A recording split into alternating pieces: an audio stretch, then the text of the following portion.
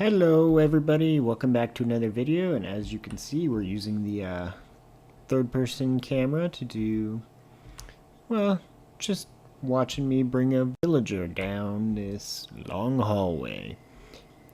Anyway, so as stated before, we are doing villagers today, so that's the purpose of this third-person camera, so you can see me bringing the villagers into the base. So, what do we need these villagers for? The answer is simple. A villager breeder.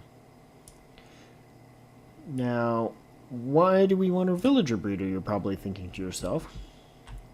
The answer to that one is just as simple. We want to eventually create villager-powered farms. And also, at some point, we are going to make an iron farm, which will require villagers to do. So, we'll just time-lapse the images of me getting these villagers. Alright, so I got my villagers nicely tucked away, and yeah, now we can move on to the next thing, which is for me to put away this netherrack and also put away this flint and steel. Alright, so now we're going to take a look at the castle, because I've been doing some work off camera on it, and you may or may not notice the changes. I'm going to try and keep them secret and do this sort of really cool reveal thing, but I might just show them. I don't know, we'll see. Alright. So, as you can see over here that I've added some lava to that.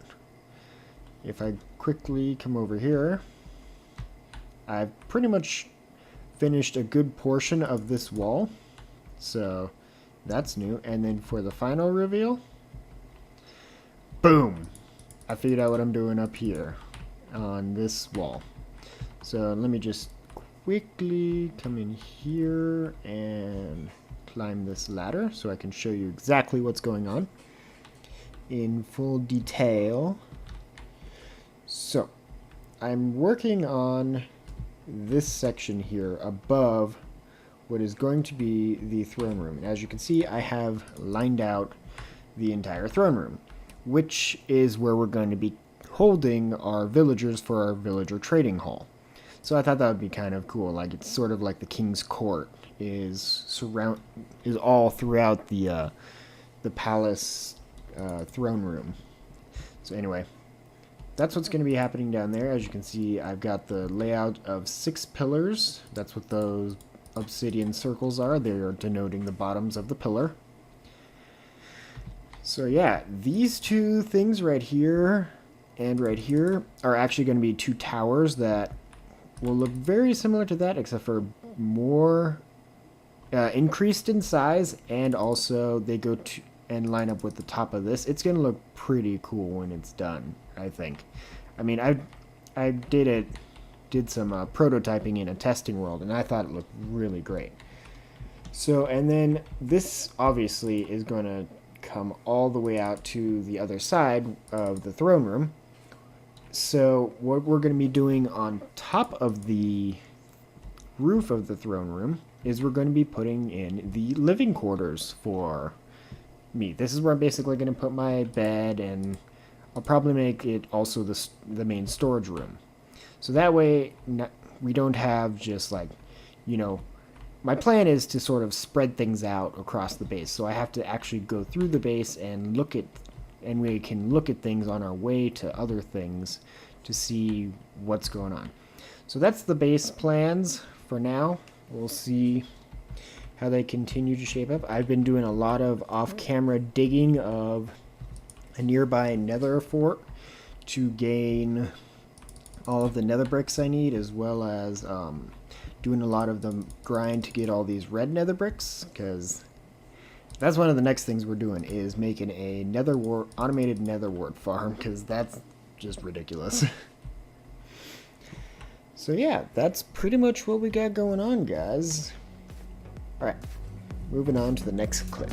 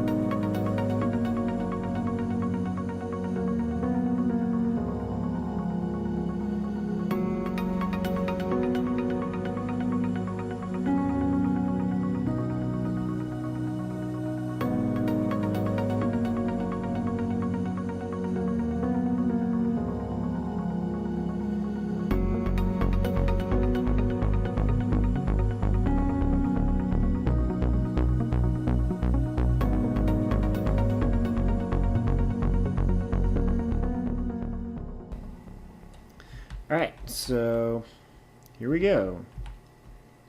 This is basically the way it works. You put in your nether wart here, and that will cause one item to go into the top dropper, and this detector here will detect every growth stage, and of the 3 there are, it will increase it until the point where there's no more in here. This torch will turn on, extending this piston into this chain, which will then start the harvesting process, which this detector here sees, and then starts shoving the items back down into the other dropper, resetting the whole system. And that's pretty much the gist of it. So the only thing now we have to do is just put in the rails. So I'm just gonna go do that real quick because I haven't actually made the rails yet. So I'm going to need some gold, some iron, that lever, and we're going to need some sticks. Alright, so we need to make iron rails, which I did wrong, so like that. And then we also need powered rails, which I believe are like that. Ooh, I'm good. So that is all the materials we need. I'm just going to clear out this box because this is technically the quartz box. Grab that and put it away, along with all the other stuff in my inventory. Actually, I still have some quartz in there.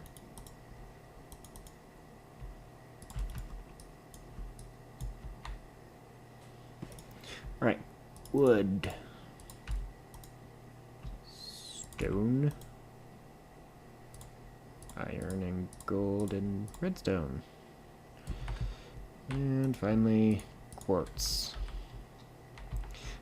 Alright. One other thing I need to do is to make an iron minecart. Or just a minecart. Which requires iron, yes. Alright. So, super simple. You can actually make this as wide as you want, but my suggestion is if you're going to go wider than like 8 blocks here, you're going to need to put another powered rail every 7 blocks. So if I were to go one more wide, I would actually put the powered rail here, not here, as that's just what makes it the most consistent for placing the nether wart. But seeing as my farm is just a little starter, I'm just going to go like this. Place my minecart in the center. And then I would just basically sit here and hold right click as we go back and forth. Alright, so unfortunately guys, that's all we have time for today. We were able to get the villagers so we can start working on the villager project, and we took a look at the base. I have no idea why I still have hitboxes on. So yeah.